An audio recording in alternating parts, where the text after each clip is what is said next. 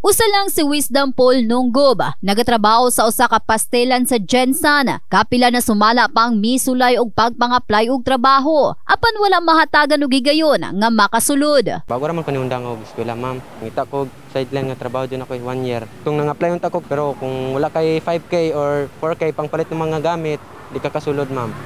Mao na lisod, diri na lang ko mag-sideline kay okay raman gapon diri 300 ang adlaw nan kayang bulan.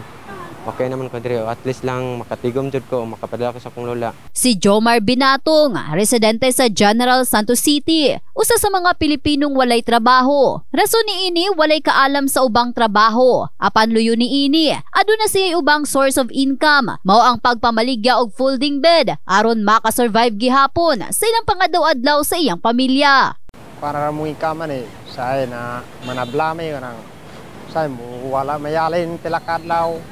Say na mayo nga na ma'am kay paway ka nga pwede o dili ka trabaho, pwede trabaho ka.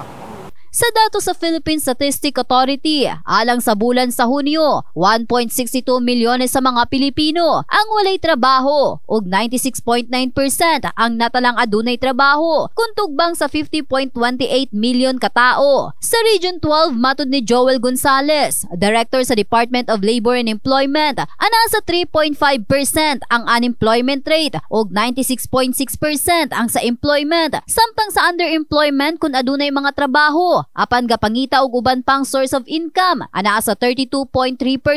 Bot pasabot kadaghanan sa rehiyon ang aduna nay trabaho sa bulan sa Abril. Very healthy employment scenario sa region. Opportunity ng job available sa region. Mataas yung underemployment natin. So April 2024 based on statistical data ng PIF, nasa 32.2% ang underemployment. So meaning, hindi sila contento sa current employment nila. So meaning, ang quality employment natin ay isa sa tinitingnan natin ngayon na dapat mas quality. Usa sa adunay dakong kontribusyon sa employment rate sa rehiyon ang pagtaniyag og tulong panghanap buhay sa ating disadvantaged displaced workers. Nasulod sa bulan sa Hunyo, anaa sa 73,459 ang nakatrabaho ug sa livelihood anaa sa kapin 3,000. Ingon man sa Special Program for Employment of Student nga anaa sa kapin 4,000 ang nahatagan og trabaho. Gawas pa ang mga ginahimong job fair. But that is good in terms sa labor market natin. Meron tayo mga job opportunity at mga naka-hire. Kaya akin, although mataas yung underemployment, at least may mga trabaho yung ating mga kababayan. Dako ang chance na mataas pag patagaan nato o trabaho ang nagkakita. Mga nagkapangitag trabaho, advice lang po tayo sa ilan. Try to find out sa mga mag-involve sa mga project ato ang gobyerno para makita nila dito na sila ay chance na binatulakay sa mga.